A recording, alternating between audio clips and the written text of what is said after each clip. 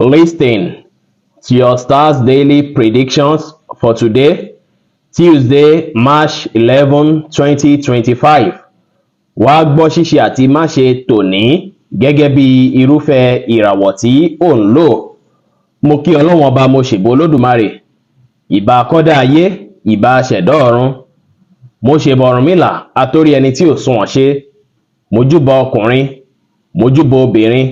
Mo kí gbogbo ojú tó ń wò mí níbikíbi tí ẹ ti ń gbọ́ mi káàkiri àgbáńlá ayé.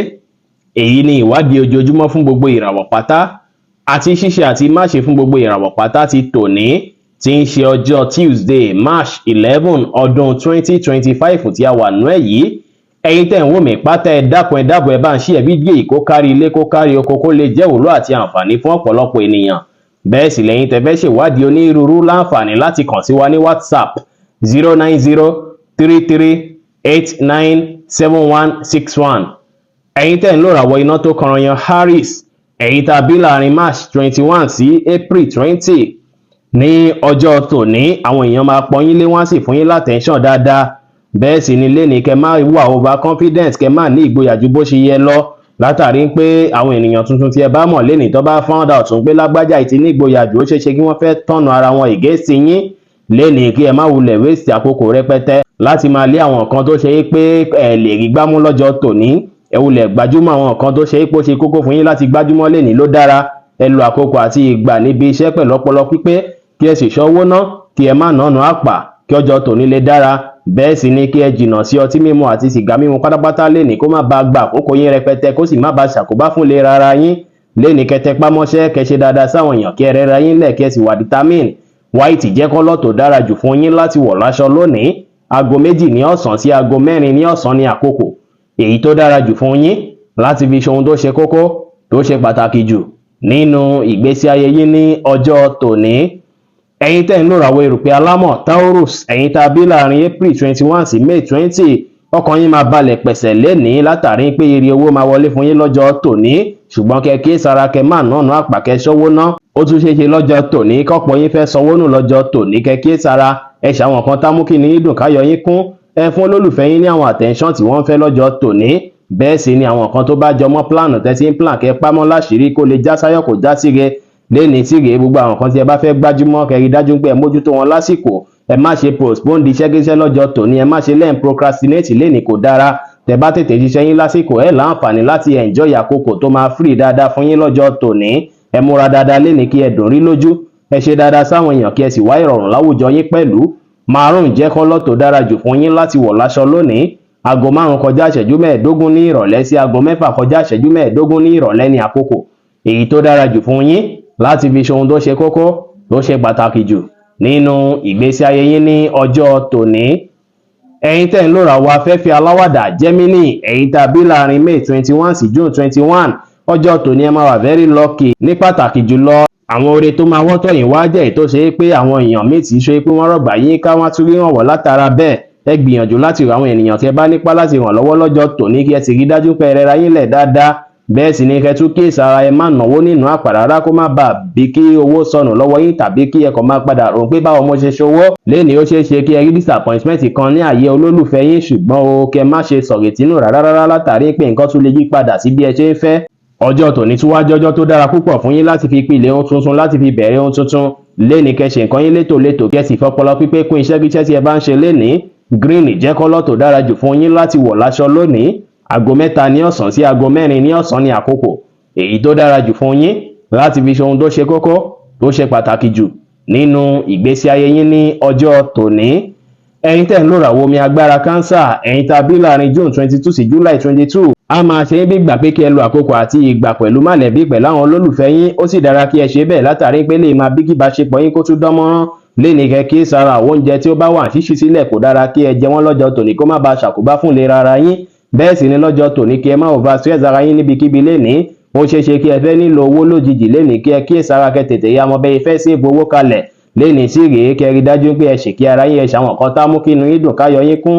Ènìyàn kan leléyìí bóyá bíi pásítọ̀ àbí wòlíì àbí àfáà àbí any spiritual leader ó ṣeé ṣe kí wọ́n fún yín ní àwọn guidance kan ẹ tẹ̀lé ó dára púpọ̀ á ràn ìgbésí ayé yín lọ́wọ́. ẹ má ṣe wá dá sọ́rọ̀ tí wọ́n pè é sí àbẹ́yìí tí ó kàn yín lénìí kẹ́ ṣe dáadáa sáwọn èèyàn kí ẹ rẹra yín lẹ̀ kí ẹ sì pàṣírí mọ́ lórí ọ̀pọ̀ nǹkan tó bá jẹ́ ti yín kó lè wá sí ìmúṣẹ. Blue jẹ́ kọ́lọ̀ tó dára jù fún yín láti wọ̀ láṣọ lónìí. Aago 1 kọjá 30 ìṣẹ́jú ní ọ̀sán sí aago 2 kọjá ìṣẹ́jú 15 ní ọ̀sán ní àkókò èyí tó dára jù fún yín láti fi ṣe ohun tó ṣe kókó tó ṣe pàtàkì jù nínú ìgbésí ayé yín ní ọjọ́ tòní. Ẹ̀yin tẹ́ ń lò ràwọ̀ iná tó gbóná riri Leo, ẹ̀yin tá a bí láàrin July 23 sí August 22, ó ṣeéṣe kí stress pọ̀ púpọ̀ fún yín níbi iṣẹ́ àti láàyè ilé lọ́jọ́ tòní, kódà ó ṣeéṣe kí ẹ tún wòye sí pé àwọn tó rọ̀gbà yín ká pátá ló ń kanra, téyì sì lè ṣàkóbá fún múdù yín púpọ̀. Léni kẹ́ kíyèsára, ẹ má ṣe jẹ́ kí àwọn tó rọ̀gbà yín ká bóyá bọ́ ṣe ń ṣe lọ́jọ́ tòní, ẹ má ṣe jẹ́ kó ṣàkóbá fún múdù yín rárá, ẹ má take it serious. Gbogbo nǹkan máa tó rí bí ẹ ṣe ń fẹ́, ẹ wulẹ̀ gbájúmọ́ àwọn nǹkan tó yẹ kẹ́ gbájúmọ́, kẹ́ complete àwọn task yín dáadáa lọ́jọ́ tòní. Tọ́lọ́run bá dá yín lọ́lá tó ràn yín lọ́wọ́ lọ́jọ́ tòní, ẹ̀yin náà ẹ ṣe fáwọn aláìní lénìí, ó ní nǹkan tí ó máa bí fún yín. Àwọn nǹkan tẹ́ bá fẹ́ kówó lé lórí lénìí ó ṣeéṣe kó bí oore, ṣùgbọ́n ṣáájú kẹ́ tó kówó lé lórí, ẹ gbàmọ̀ràn látọ̀dọ̀ ẹni tí ó lóye tó lọ́gbọ́n tàbí kẹ́ ṣèwádìí lé lórí. Lénìí kí ẹ rí dájú pé ẹ ní ìrètí pé gbogbo nǹkan máa dára, ẹ free mind yín kí ẹ jẹ́ kára yín yá gágá, kí ẹ má ṣe ohun tó lágbára jù ẹ̀mí yín lọ. Bẹ́ẹ̀ sì ni lọ́jọ́ tòní kẹ́ má finú tọ́yàn, kẹ́ má gbára léèyàn rárá. White jẹ́ kọ́lọ̀ tó dára jù fún yín láti wọ̀ láṣọ lónìí. Aago 3 ní ọ̀sán sí aago 5 ní ìrọ̀lẹ́ ní àkókò èyí tó dára jù fún yín láti fi ṣe ohun tó ṣe kókó tó ṣe pàtàkì jù nínú ìgbésí ayé yín ní ọjọ́ tòní. Ẹ̀yin tẹ́ ń lò ràwọ̀ erùpẹ̀ funfun Virgo, ẹ̀yin tá a bí láàrin August 23 sí September 23, lọ́jọ́ tòní bí ìyàlẹ́nu ló máa jẹ́ tí ẹ bá yanjú nǹkan tó dàbí ìgbà pé àwọn èèyàn ti ń gbìyànjú láti wọ́nà àbáyọ sí látijọ́ mẹ́ta. Lénìí kẹ́ má ṣe ròyìnròyìn rárá kí ẹ ní ìrètí látàrí pé àṣeyọrí wà fún yín lọ́jọ́ tòní. Tí ẹ bá ń travel lọ́jọ́ tòní kẹ́ kíyèsára pẹ̀lú àwọn nǹkan níyín kó má bàa jẹ́ pé nǹkan ní máa sọnù tàbí kọ́jí nǹkan mọ́ yín lára. Tó bá ṣe pé ìrìnàjò tó jọmọ́ ti iṣẹ́ lẹ fẹ́ rìn lọ́jọ́ tòní, ó ṣeéṣe kẹ́ ṣàṣeyọrí ṣe lórí rẹ̀. Lénìí kẹ́ má finú tọ́yàn, kẹ́ má gbára léèyàn rárá. Ẹ tẹpá mọ́ṣẹ́ kẹ́ ṣe nǹkan yín létòlétò kí ẹ sì kíyèsára pẹ̀lú bínú lénìí. Pink jẹ́ kọ́lọ̀ tó dára jù fún yín láti wọ̀ láṣọ lónìí. Aago 5 ní ìrọ̀lẹ́ sí aago 6 ní ìrọ̀lẹ́ ní àkókò èyí tó dára jù fún yín láti fi ṣe ohun tó ṣe kókó tó ṣe pàtàkì jù nínú ìgbésí ayé yín ní ọjọ́ tòní. Ẹ̀yin tẹ́ ń lò ràwọ̀ afẹ́fẹ́ márìmí fẹ́ Libra, ẹ̀yin tá a bí láàrin September 24 sí October 23, léni ara yín máa yá gágá ẹ sì máa ní ìrètí púpọ̀. Ọjọ́ tòní dára púpọ̀ fún yín láti fi bẹ̀rẹ̀ nǹkan tuntun tàbí láti fi gbé ìgbésẹ̀ tuntun. Léni ní àyíká lẹ́yìn gbogbo nǹkan máa dára. Ẹ wá kíyèsára, ẹ̀yin tẹ́ bá ti ń mu igbó tàbí tí ẹ ti ń mu sìgá, ẹ quit ẹ̀ pátápátá. Léni kẹ́ dáwọ́ dúró pátápátá kó má bàa ṣàkóbá fún ìlera ara yín láwọn ọjọ́ tá à ń wò lọ́ọ̀kan yìí tó sì lè lágbára díẹ̀. Léni àṣeyọrí wà fún yín lórí ohunkóhun. Gbogbo nǹkan tí ẹ bá ti ń ṣe pátápátá ẹ máa ṣe láṣẹ yanjú, kódà àwọn nǹkan tó wà ńlẹ̀ tẹ́lẹ̀tẹ́lẹ̀ tẹ́ ń gbèrò láti yanjú gbogbo ẹ̀ lẹ́ máa yanjú kí ìrọ̀lẹ́ tó lẹ́. Ẹ ṣe dáadáa sáwọn èèyàn lénìí kí ẹ rẹra yín lẹ̀ kí ẹ sì bá àwọn mọ̀lẹ́bí ṣe lénìí. Aago 5 ní ìrọ̀lẹ́ sí aago 7 kọjá 30 ìṣẹ́jú ní àṣálẹ́ ní àkókò èyí tó dára jù fún yín láti fi ṣe ohun tó ṣe kókó tó ṣe pàtàkì jù nínú ìgbésí ayé yín lónìí, tí kọ́lọ̀ pink sì jẹ́ kọ́lọ̀ èyí tó dára jù fún yín láti wọ̀ láṣọ ní ọjọ́ tòní. Ẹ̀yin tẹ́ ń lò ràwọ̀ omi tútù Scorpio, ẹ̀yin tá a bí láàrin October 24 sí November 22, ó ṣeéṣe kí ẹ wà distracted púpọ̀ lọ́jọ́ tòní, téyì sì lè jẹ́ pé bóyá látara àwọn nǹkan kan tí ẹ ti ń ṣe tó ti bẹ̀rẹ̀ sí ní bí nǹkan tó dáa. Fún ìdí èyí kẹ́ gbájúmọ́ àwọn nǹkan tó nílò àtúnṣe lọ́wọ́ yín tẹ́ fẹ́ gbájúmọ́ kẹ́ sì dúró ṣinṣin lórí ẹsẹ̀ yín. Léni agbára káká máa wà fún yín, téyì sì máa ràn yín lọ́wọ́ láti yanjú gbogbo nǹkan kíkan tí ẹ bá fẹ́ yanjú. Bẹ́ẹ̀ sì lẹ máa tún ní àkókò àti ìgbà láti lò pẹ̀lú àwọn mọ̀lẹ́bí àti olólùfẹ́ yín ní ìrọ̀lẹ́. Ṣùgbọ́n àwọn tó wà nínú márèèjì, ó ṣeéṣe kó dàbí ìgbà pé ẹ fẹ́ fúnra yín ní space díẹ̀ lọ́jọ́ tòní o. Ẹ tẹpá mọ́ṣẹ́ kẹ́ ṣe dáadáa sáwọn èèyàn lénìí kí ẹ sì wà determine lórí ohunkóhun pẹ̀lú. Aago 4 ní ìrọ̀lẹ́ sí aago 5 ní ìrọ̀lẹ́ ní àkókò èyí tó dára jù fún yín láti fi ṣe ohun tó ṣe kókó tó ṣe pàtàkì jù nínú ìgbésí ayé yín lónìí, tí kọ́lọ̀ violet sì jẹ́ kọ́lọ̀ èyí tó dára jù fún yín láti wọ̀ láṣọ ní ọjọ́ tòní. Ẹ̀yin tẹ́ ń lò ràwọ̀ iná àtùpà Sagittarius, ẹ̀yin tá a bí láàrin November 23 sí December 22, lọ́jọ́ tòní ara yín máa yá gágá, bẹ́ẹ̀ sì ni ẹ máa ní ìrètí àti ìgboyà lórí ohunkóhun. Àwọn nǹkan rere máa wọ́tọ̀ yín wá, bẹ́ẹ̀ sì ni ọkàn yín máa balẹ̀ pẹ̀sẹ̀. Lọ́jọ́ tòní á dàbí ìgbà pé kí ẹ implement àwọn ìdíyà tuntun lórí ọ̀rọ̀ iṣẹ́ yín, kò sí wàhálà tí ẹ bá ṣe bẹ́ẹ̀ á ran iṣẹ́ yín lọ́wọ́. Ẹ relax kẹṣẹ àwọn nǹkan tá mú kí inú yín dùn káyọ̀ yín kún. Léni tí ẹ bá ti yáwó lọ́wọ́ èèyàn tẹ́lẹ̀, ó ṣeéṣe kó ṣe é pé dandan gbọ̀n ẹ gbọ́dọ̀ sanwó lọ́jọ́ tòní tẹ́ nílé avoid ẹ̀ rárá, téyì sì lè fẹ́ ṣàkóbá fún ọ̀rọ̀ owó díẹ̀. lénìí kí ẹ rí dájú pé ẹ mójútó àwọn kan tí ẹ fẹ́ mójútó, àwọn iṣẹ́ tẹ́ fẹ́ mójútó tẹ́ ti ń pàtì ẹ mójútó wọn dáadáa lọ́jọ́ tòní. Ẹ gbájúmọ́ṣẹ́ tówó ṣeṣe kẹ́ ẹ róore gbámú, ẹ ṣe dáadáa sáwọn èèyàn kí ẹ sì pàṣírí mọ́ lórí ọ̀pọ̀ nǹkan tó bá jẹ́ síkírìtì yín pátá. Orange jẹ́ kọ́lọ̀ tó dára jù fún yín láti wọ̀ láṣọ lónìí. Aago 9 kọjá ìṣẹ́jú 15 láàárọ̀ sí aago 11 láàárọ̀ ní àkókò èyí tó dára jù fún yín láti fi ṣe ohun tó ṣe kókó tó ṣe pàtàkì jù nínú ìgbésí ayé yín ní ọjọ́ tòní.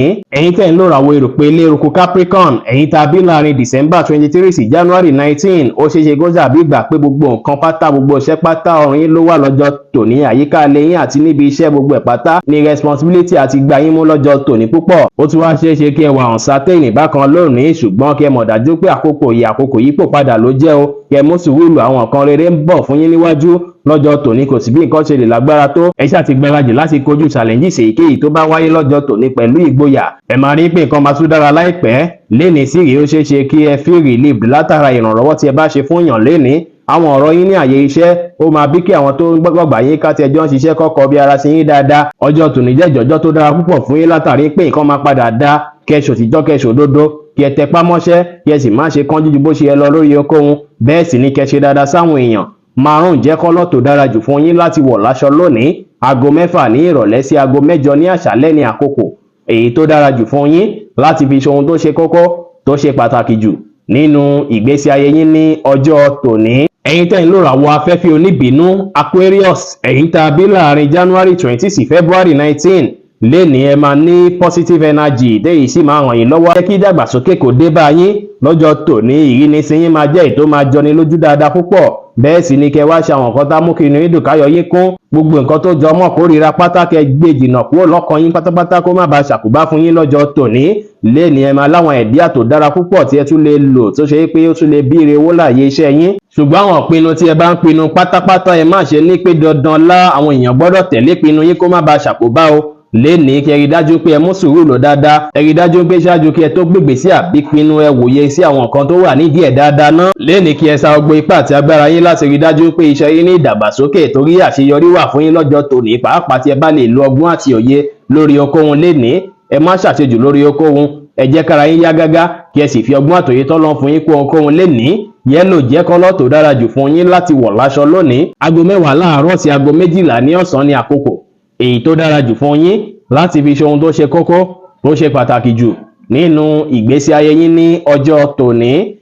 Ẹ̀yin tẹ́ ń lòràwọ̀ omi tí kì í ru Pisces, ẹ̀yin tá a bí láàrin February 20 sí March 20, lénìí ó ṣeéṣe káwọn èèyàn tún dá yín mọ̀ sí dáadáa látàrí pé oríire wà fún yín lọ́jọ́ tòní. Ẹ máa wà lọ́kì, gbogbo nǹkan tí ẹ bá ṣe pátá kò ní sọ́wọ́ bàjẹ́ ńbẹ̀, gbogbo ẹ̀ lẹ máa ṣe láṣeyọrí. Ó wá ṣeéṣe káwọn kankan ṣẹlẹ̀ ní ìrọ̀lẹ́ láyìíká lẹ́yìn tó lè bí mixed emotions téyì sì lè fẹ́ fa issue láàrin ẹ̀yin àti olólùfẹ́ yín, ṣùgbọ́n ẹ má ṣe ròyìnròyìn àwọn nǹkan dáadáa tó máa padà ṣẹlẹ̀ á jẹ́ kí gbogbo yẹn kò lọ́kàn yín pátápátá. Ní ti ọ̀rọ̀ owó, ẹ máa ní àǹfààní láti dárí owó fúnra yín lálàjẹ́ pé ẹ gbára léèyàn lọ́jọ́ tòní. Àwọn míì nínú yín lè prefer pé kí wọ́n dá wà láwọn nìkan kó má wulẹ̀ báwọn èèyàn ṣe lọ́jọ́ tòní, kí wọ́n fẹ́ lo àkókò àti ìgbà tí wọ́n bá fi free kí wọ́n fi ṣe àwọn nǹkan kan létòlétò tàbí kí wọ́n fi ṣe àwọn àtúnṣe kan nínú ilé. Léni ẹ mọ́kàn balẹ̀ kí ẹ báwọn èèyàn sọ̀rọ̀ pẹ̀lú ìfẹ́, kí ẹ báwọn èèyàn ṣe pẹ̀lú àwàdà àti ẹ̀rín, kí ẹ sì fi ìgboyà ṣe ohunkóhun lénìí. Red jẹ́ kọ́lọ̀ tó dára jù fún yín láti wọ̀ láṣọ lónìí. Aago 11 láàárọ̀ sí aago 12 ní ọ̀sán ní àkókò èyí tó dára jù fún yín láti fi ṣe ohun tó ṣe kókó tó ṣe pàtàkì jù nínú ìgbésí ayé yín ní ọjọ́ tòní. Bí ó ṣe jẹ́ nìyẹn fún gbogbo irúfẹ́ ìràwọ̀ 12 tó wà pátá. Ẹ̀yin tẹ́ ń wò mí pátá ẹ má gbàgbé pé Ọlọ́run Ọba Olódùmarè nìkan lọ́ba tó ní ìmọ̀ jùlọ. Fẹ́yìn tẹ́ fẹ́ ṣèwádìí onírúurú ẹ láǹfààní láti kàn sí wa ní WhatsApp 09033897161. Ire gbogbo ajẹ́ tiwa lónìí, lọ́sẹ̀ yìí, lóṣù yìí àti ní gbogbo ọjọ́ ayé wa láṣẹ Ìdùmarè. Ire o.